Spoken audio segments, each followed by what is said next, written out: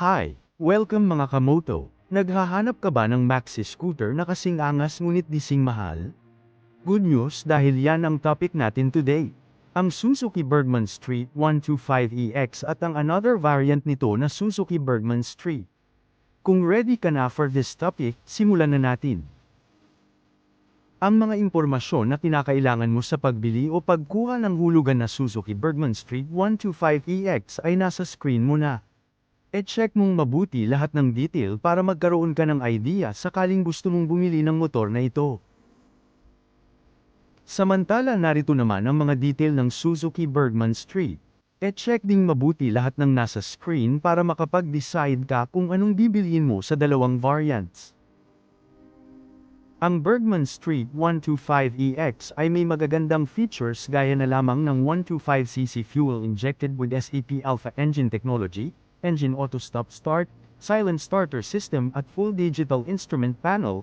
Bukod pa dyan mayroon din itong front disc brake with combined brake system, 2-liter slided front glove box with USB outlet, tubeless 12-inch rear tire at bright LED headlight, position lamp and tail lamp.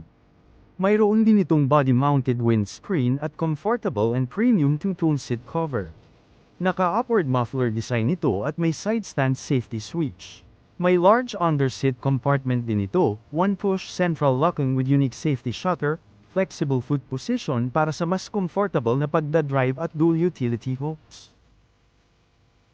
Samantala ang Bergman Street naman ay may mga features gaya ng 125cc fuel-injected engine equipped with Suzuki Eco Performance, 21 liters under-seat compartment, side stand safety switch at extremely bright LED headlight position lamp and tail lamp. Ang Bergman Street 125EX ay may 4-stroke, single-cylinder, SOHC na makina na may 2 valves at 124cc na displacement. May bore at stroke na 52.5mm by 57.4mm, kaya nitong maglabas ng 6.4 kW na lakas sa 7,000 RPM at 10.2 Nm na torque sa 5,000 RPM. Ito ay fuel-injected, air-cooled, at may electric at kickstart na opsyon. May CVT transmission, transistorized electronic ignition, at compression ratio na 10:3:1. Ang lubrication system ay wet sump, at ang clutch ay dry shoe na may automatic centrifugal system. Sa fuel consumption, kayang umabot ng 56.8 km per liters batay sa WMTC. Sa suspensyon, ang harap ay telescopic coil spring, oil damped, habang ang likuran ay swing arm type, coil spring, oil damp. Ang gulong sa harap at likod ay parehong 90/90, 12 tubeless. Ang preno sa harap ay disc brake, habang ang likuran ay drum brake. May sukat itong 1,905mm ang haba, 700mm na ang lapad, at 1,140mm ang taas. Ang wheelbase ay 1,290mm, ground clearance na 160mm, at timbang na 112 kilograms. Ang taas ng upuan ay 780mm, at may fuel tank capacity na 5.5 na litro. Ang Suzuki Bergman Street ay may 4-stroke, single-cylinder, SOHC na makina na may 2 valves at 124cc displacement.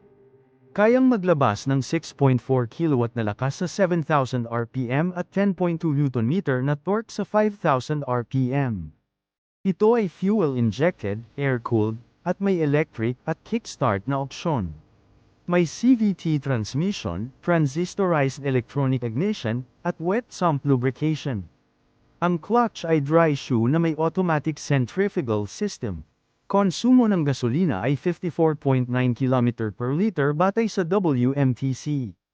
Ang suspensyon sa harap ay telescopic at sa likod ay swing arm type, parehong may coil spring at oil damping. Ang gulong sa harap ay 90/90, 12 tubeless, at sa likod ay 90/90, 10 tubeless. Ang preno sa harap ay disc brake, habang sa likod ay drum brake. May sukat itong 1,884mm ang haba, 661mm ang lapad, at 1,163mm ang taas. Ang wheelbase ay 1,265mm, ground clearance ay 160mm, at timbang na 110 kilograms.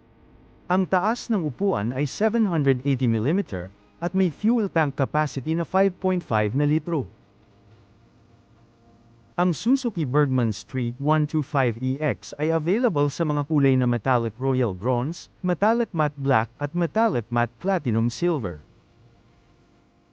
Samantala ang Suzuki Bergman Street naman ay available sa mga kulay na New Titan Black, Pearl Mirage White, Pearl Moonstone Gray at Candy Summer Red. Nagustuhan mo ba ang video? Kung ganun ay huwag kalimutan mag-like at subscribe sa ating channel na Moto Info para always kang updated sa mga bagong motor sa Pilipinas. Thank you for watching. Bye!